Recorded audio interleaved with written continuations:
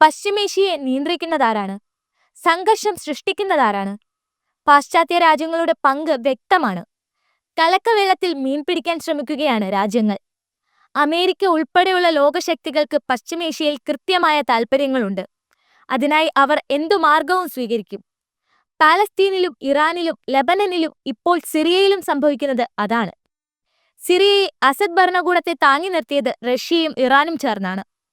വിമത മുന്നേറ്റത്തിൽ അസദ് വീണു. റഷ്യയ്ക്കും ഇറാനും രക്ഷിക്കാൻ കഴിഞ്ഞില്ല.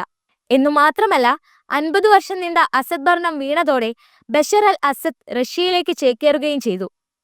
സിറിയയെ മുച്ചൂടും തകർത്തിട്ടാണ് അസദ് സിറിയ വിട്ടതെന്ന റിപ്പോർട്ടുകളാണ് പുറത്തുവരുന്നത്. സിറിയയിലെ വിമതരെ പിന്തുണച്ചത് തുർക്കിയാണ്. ഫലത്തിൽ സിറിയയിൽ റഷ്യയ്ക്കും ഇറാനും വലിയ സ്വാധീനമില്ലാത്ത അവസ്ഥയാണ്. പശ്ചിമേഷ്യയിൽ റഷ്യയ്ക്ക് വ്യക്തമായ സ്വാധീനമുണ്ടായിരുന്ന സിറിയയെ വിട്ടുകൊടുക്കാൻ പുടിൻ തയ്യാറല്ല. പുതിയ തന്ത്രം അണിയറയിൽ ഒരുങ്ങുന്നുവെന്ന റിപ്പോർട്ടുകളാണ് പുറത്തുവരുന്നത്. ഭീകര സംഘടനകളായി മുദ്രകുത്തിയിരുന്ന സംഘടനകൾക്കെതിരെ ഏർപ്പെടുത്തിയിരുന്ന നിരോധനം നീക്കാനൊരുങ്ങുകയാണ് റഷ്യ. നിരോധനം നീക്കാനായി കോടതിക്ക് അനുവാദം നൽകുന്ന നിയമത്തിന് അംഗീകാരം നൽകാനാണ് റഷ്യയുടെ തീരുമാനം. പാർലമെന്റിന്റെ അധോസഭയായ സ്റ്റേറ്റ് ഡ്യൂമയിൽ അതിനുവേണ്ട നിയമം പാസായി. ഇതോടെ അഫ്ഗാനിലെ താലിബാൻ ഭരണകൂടം സിറിയയിലെ വിമത സഖ്യമായ HTS എന്നിവരുടെ നിരോധനം നീക്കിയേക്കും. റഷ്യ ഇവരുമായി ഭാവിയിൽ മികച്ച ബന്ധം തുടർന്നേക്കുമെന്ന വിലയിരുത്തൽ പലയിടത്തു നിന്നും ഉയരുന്നുണ്ട്. 2023 റഷ്യ ലോകത്തിലെ നിരോധിത ഭീകരവാദ സംഘടനകളുടെ ഒരു പട്ടിക തയ്യാറാക്കിയിരുന്നു. ആദ്യ വർഷം തന്നെ അഫ്ഗാൻ താലിബാനെ പട്ടികയിൽ ഉൾപ്പെടുത്തി. 2020 അതിലേക്ക് HTSനെ ഉൾപ്പെടുത്തുന്നത്.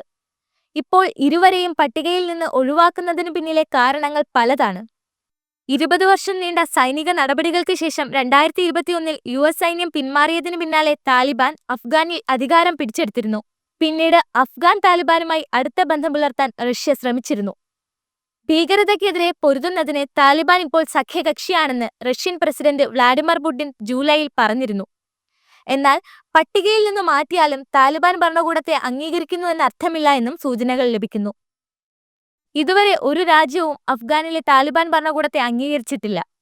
സിറിയയിലേക്ക് വന്നാൽ പ്രസിഡന്റ് ബഷാർ അൽ അസദിനെ പുറത്താക്കി വിമത സഖ്യമായ HTS അധികാരം പിടിച്ചെടുത്തത് ഈ അടുത്ത കാലത്താണ്.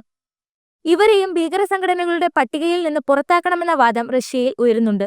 അതിനും കാരണങ്ങളുണ്ട്. അഫ്ഗാനിസ്ഥാൻ മുതൽ മധ്യപൂർവ്വദേശം വരെയുള്ള പല ഭീകര സംഘടനകളിൽ നിന്നും റഷ്യ വലിയ ഭീഷണി നേരിടുന്നുണ്ട്. സിറിയയിലെ അസദ് ഭരണകൂടത്തിന്റെ വീഴ്ചയിലൂടെ പ്രധാന സഖ്യകക്ഷിയാണ് റഷ്യയ്ക്ക് നഷ്ടമായത്. അസദ് ഭരണകൂടത്തിന്റെ പിന്തുണയോടെ കിഴക്കൻ മെഡിറ്ററേനിയൻ മേഖലയിൽ നാവിക വ്യോമ താവളങ്ങൾ സ്ഥാപിച്ച് അമേരിക്കൻ മേധാവിത്വത്തെ നേരിടുകയായിരുന്നു റഷ്യ. സിറിയയിലെ ടാർട്ടസ് തുറമുഖവും മെയ്മിം വ്യോമതാവളവും ഇത്തരത്തിൽ സ്ഥാപിക്കപ്പെട്ട താവളങ്ങളാണ്. അസദ് ഭരണകൂടത്തിന് അധികാരം നഷ്ടപ്പെട്ട സാഹചര്യത്തിൽ ഈ താവളങ്ങൾ തുടർന്നും ഉപയോഗിക്കണമെങ്കിൽ സിറിയയിലെ പുതിയ ഭരണകൂടത്തിന്റെ അനുവാദം വേണം. അതായത് HTSന്റെ പിന്തുണ റഷ്യയ്ക്ക് ആവശ്യമാണ്. അതിനുവേണ്ടിയുള്ള ശ്രമത്തിന്റെ കൂടി ഫലമാണ് ഭീകര സംഘടനകളുടെ പട്ടികയിൽ നിന്നും HTSനെ ഒഴിവാക്കാനുള്ള നീക്കമെന്നാണ് വിലയിരുത്തൽ.